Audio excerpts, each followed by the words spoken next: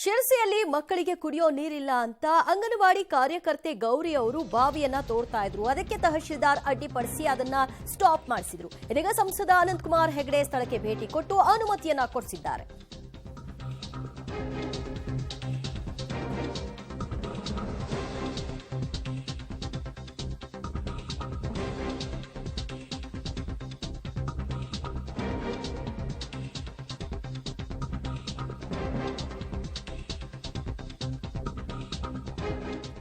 ಶಿರಸಿಯಲ್ಲಿ ಮಕ್ಕಳ ಕುಡಿಯುವ ನೀರಿಗಾಗಿ ಬಾವಿ ತೋಡ್ತಾ ಇದ್ದ ಗೌರಿ ಅವರ ಸುದ್ದಿಯನ್ನ ಪಬ್ಲಿಕ್ ಟಿವಿ ಬಿತ್ತರ ಮಾಡಿತ್ತು. ಅದನ್ನ ಸ್ಟಾಪ್ ಮಾಡಿಸಿದಂತಹ ವರದಿಯನ್ನು ಕೂಡ ಬಿತ್ತರಿಸಿತ್ತು. ತಹಶೀಲ್ದಾರ್ ಇದಕ್ಕೆ ಅಡ್ಡಿಪಡಿಸಿದ್ರು. ಆ ನಂತರದಲ್ಲಿ ಅವರು ಬಾವಿಯನ್ನ ತೋಡುವಂತಹ ಕೆಲಸವನ್ನ ಅಲ್ಲಿಗೆ ಕೈಬಿಟ್ಟಿದ್ರು.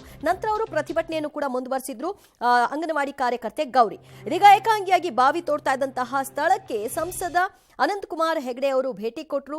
ತಹಶೀಲ್ದಾರ್ಗೆ ಕ್ಲಾಸ್ ತೆಗೆದುಕೊಂಡ್ರು. ಜಿಲ್ಲಾಧಿಕಾರಿಗೆ ಖುದ್ದಾಗಿ ಕರೆ ಮಾಡಿದ್ರು. ಗಂಗೂಬಾಯಿ ಮಾನಕರ್ ಅವ್ರನ್ನ ತರಾಟೆಯನ್ನ ತೆಗೆದುಕೊಂಡ್ರು.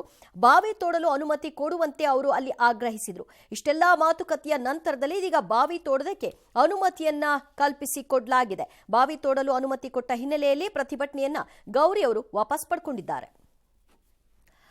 ಮತ್ತಷ್ಟು ಮಾಹಿತಿ ಪಡೆಯೋಣ ನಮ್ಮ ಪ್ರತಿನಿಧಿ ನವೀನ್ ಸಾಗರ್ ಇಂದ. ನವೀನ್ ಸಾಗರ್, ಬಾವಿ ತೋಡ್ಲಿಕ್ಕೆ ಹೊರಟಿದ್ದು ಬೇರೆ ಅವರಿಗೆ ಪರ್ಯಾಯ ಮಾರ್ಗ ಇರಲಿಲ್ಲ, ಬೇರೆ ಆಪ್ಷನ್ ನನ್ಗೇನು ಕಾಣಿಸ್ತಿಲ್ಲ ಅನ್ನೋ ಕಾರಣಕ್ಕೆ.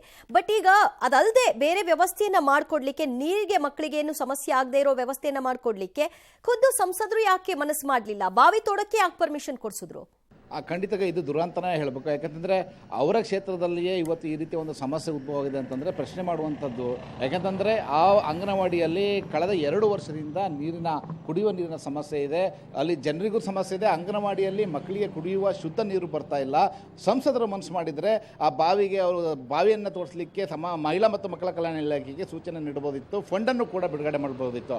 ಆದರೆ ಅವು ಯಾವುದನ್ನು ಮಾಡಿದ್ರೆ ಇವಾಗ ಏನು ಅಂಗನವಾಡಿಯಲ್ಲಿ ಆಕೆ ಗೌರಿ ಅವರು ಕಳೆದ 20 ದಿನದಿಂದ ಅವಿರತವಾಗಿ ಏಕಾಂಗಿಯಾಗಿ ಒಂದು ಬಾವಿಯನ್ನು ತೋಡ್ತಾ ಇದ್ದಾರೆ. ಆಕೆಗೆ ಏನು ಅಡ್ಡಗಟ್ಟಲಾಗಿತ್ತು. ಅವರಿಗೆ ಇವತ್ತು ಅನುಮತಿಯನ್ನು ಕೊಡಿಸುವಲ್ಲಿ ಒಂದು ಸಹಕಾರವನ್ನು ಮಾಡಿದರೆ ಅದು ನಿಜವಾಗ್ಲೂ ಒಂದು ಖುಷಿಯಾದ ವಿಚಾರ. ಒಟ್ಟಿನಲ್ಲಿ ಹೇಳಬೇಕು ಅಂತಂದರೆ ಗೌರಿ ಅವರು ಏಕಾಂಗಿಯಾಗಿ 30 ಅಡಿ ಆಳದ ಬಾವಿಯನ್ನು ತೋಡಿ ನೀರು ಬರಿಸುವ ಶ್ರಮಕ್ಕೆ ಇವತ್ತು ಅಡ್ಡಗಾಲವನ್ನು ಹಾಕುವಂತಹ ಕೆಲಸಗಳು ಸಾಕಷ್ಟು ನಡೆದಿದ್ದು, ಆಕೆ ಪ್ರತಿಭಟನೆ ಮಾಡುವಂತಹ ದುರಂತ ಸ್ಥಿತಿ ನಮ್ಮ ಜಿಲ್ಲೆಯಲ್ಲಿ ಇರೋದಂಥದ್ದು ನಿಜವಾಗ್ಲೂ ಬೇಸರದ ಸಂಗತಿ. ದಿವ್ಯ ಜ್ಯೋತಿ. ಓಕೆ, ಥ್ಯಾಂಕ್ ಯು ನವೀನ್ ನಿಮ್ಮೆಲ್ಲ ಮಾಹಿತಿಗೆ.